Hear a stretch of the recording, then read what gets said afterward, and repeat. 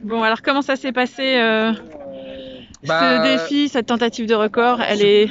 ouais, bah, je crois qu'elle est validée là, hein. Ouais. Et ouais, je suis parti à fond. J'ai eu peur, j'ai cru que j'allais partir.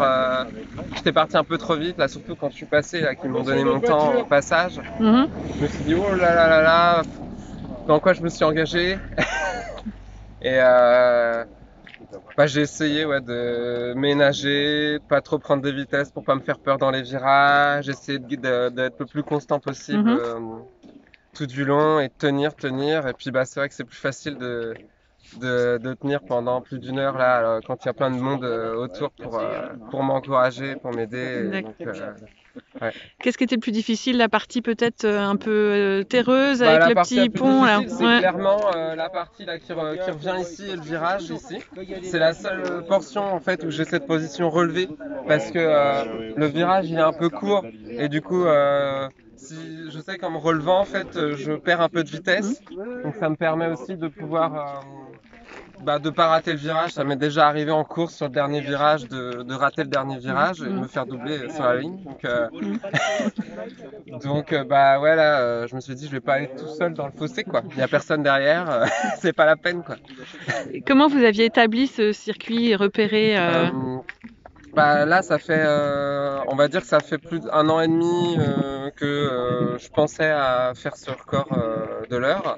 Et puis bah, je me suis un peu renseigné parce que j'avais vu que bah, le record actuel féminin, il est détenu par une Allemande qui l'a fait dans des conditions idéales, sur une piste automobile, sans virage, toute lisse, voilà, conditions optimales.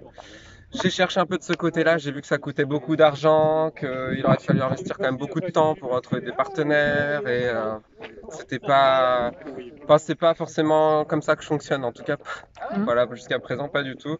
Et j'ai essayé bah, en regardant des cartes topographiques, essayer de voir dans le coin s'il y avait des zones qui étaient relativement plates, voilà, et sur les cartes d'essayer de voir les virages, pas trop serrés.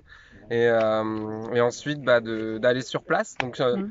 bah, le marais du Mont-Saint-Michel, c'est vraiment tout plat. Donc, c'est comme ça que j'ai pu identifier un certain nombre de routes. Mhm. J'étais allé, c'était quand on était avec ma maman, là, quand on était revenu de vacances. En fait, on était passé par là sur c'était donc fin juillet. Et donc on est venu ici, on a vu que bah il y avait des routes, ça collait pas, elles étaient vraiment en trop mauvais état. Je Mhm. pensais à cette route voilà qui était ici, enfin une autre boucle. Mhm. Et puis bah j'y suis revenu, enfin voilà, j'ai vu qu'il y avait des routes qui étaient dans un meilleur état, voilà, que c'était tout plat. Mhm. Voilà, et puis bah sinon bah c'est vrai que Et vous avez pu beaucoup vous entraîner sur ce circuit? non, j'ai pu m'entraîner que 3 fois. Euh, Ah bah non, mais j'ai dû me tromper. Bah, je suis venu une première fois. Bah non, je suis venu une première fois en juin, donc j'étais venu avant. Mhm. Euh, je suis venu une première fois en juin, une autre fois il y a un mois, et la dernière fois c'était jeudi matin, jeudi dernier. Et alors ce matin, les conditions étaient idéales malgré le Oui, brouillard qui a mis du temps à se lever. ouais, mais à la limite c'était pas mal, parce que tant qu'il y avait du brouillard, il n'y avait pas du tout de vent. Mhm. Donc à la limite j'aurais pu partir 15 minutes plus tôt, ça aurait peut-être pas été si mal. En plus, bah, c'est vrai qu'à partir du moment où ça s'est levé, c'était un peu moins humide, un peu plus sec. Bon, bah, c'est bon pour mes yeux, mais là maintenant, Mhm. c'est vrai que j'ai fait le choix de pas prendre de lunettes, mais maintenant je vais avoir à me soigner un petit peu. Ouais. Et alors a priori, vous avez 180 mètres d'avance sur le record féminin. Est-ce que c'est beaucoup ou pas? Bah, oh, bah oui, bah, disons que c'est significatif. Non, Mhm. bah beaucoup, sachant qu'elle avait fait 5 km de plus que le record féminin précédent quand elle l'avait battu. 180 mètres, c'est pas beaucoup.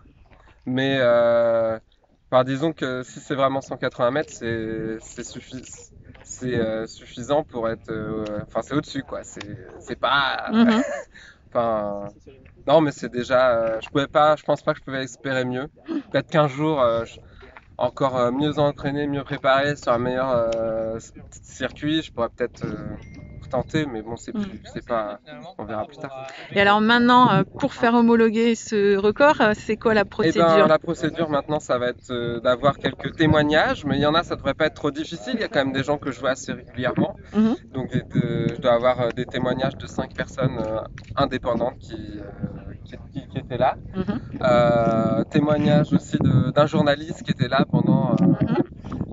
la durée de l'épreuve. Mhm. Voilà, donc ça c'est voilà les témoignages. Après, on a un dossier qu'on a fait avec Sam qui m'a aidé, celui qui est à gauche Ouais. sans le gilet jaune, qui est le Mhm. président du club de monocycle de Rennes. Mhm. C'est lui qui m'a, voilà, c'est un des principaux, oui, organisateurs, quoi. Mhm. Euh, on est venu toute une après-midi pour mesurer. Ouais, comment vous avez mesuré alors Comment on a le mesuré? parcours? Oh, j'ai besoin. Merci pour le monocycle. T'en poses un petit coup. Hein? Ouais, d'accord. Donc pour mesurer le parcours, en fait, on suit la méthode de la Fédération internationale d'athlétisme. Parce que, c'est la méthode de la Fédération internationale de monocycle, mais qui est, on va dire, ouais, reprise de la Fédération internationale d'athlétisme. Mhm. Donc qui est une méthode très précise, qui utilise le compteur Jones. Donc c'est un petit compteur qu'on met au niveau de la roue avant du vélo et qui fait à peu D'accord. près 29 tours je crois 29 tours par tour de roue. Et donc avant ça, on doit mesurer une base, c'est-à-dire qu'on plante un clou Mhm. et on mesure une distance de 300 à 500 mètres. Donc on a mesuré 500 mètres avec des mètres, un mètre en acier, Mhm. avec la température de l'air. On fait en sorte de bien tendre assez suffisamment. Donc on mesure 500 mètres dans un sens, on pose le deuxième clou, on mesure dans l'autre sens pour vérifier qu'on n'a pas fait Mhm. d'erreur. On devait avoir 6 mm d'écart entre les deux mesures de 500 mètres. Ouais. Voilà, et puis ensuite on passe à compteur Jones avec le vélo, on fait 2 allers-retours. Donc là on avait fait 4 mesures, il y en avait 2 qui étaient identiques, une un point de moins, une un point de plus. Enfin, voilà, c'est quelque chose de très très précis. Ouais. Ça, il y a genre 5000 tours sur 500 mètres, quoi. Donc, Mhm. et puis après, là, on a étalonné, on a mesuré 2 fois la boucle qui fait plus de 8 km, avec un peu moins de 2 mètres d'écart entre les deux mesures. Mhm. Et là, on a retenu la mesure la plus courte des deux. D'accord. Voilà. Et après, il y a un coefficient à appliquer pour enlever 1 mètre par kilomètre. D'accord. Non, voilà, là, il y a toute la procédure. Il faudra Bon. couper, évidemment, ce qui n'est pas intéressant. Et maintenant alors? Maintenant? Alors il y a des courses Maintenant, qui vont se il y a ce dossier-là c'est documenté, toute la mesure elle est documentée, donc Mhm. il faudra la communiquer avec les témoignages et puis les temps de passage, Ouais. la technique de chronométrage, voilà, avec les Mhm. chronos. Voilà. Bon, Donc aujourd'hui, normalement, et puis après il faut attendre quelques semaines, le temps que le comité tout à des fait. records du monde de la Fédération internationale puisse approuver le record et soit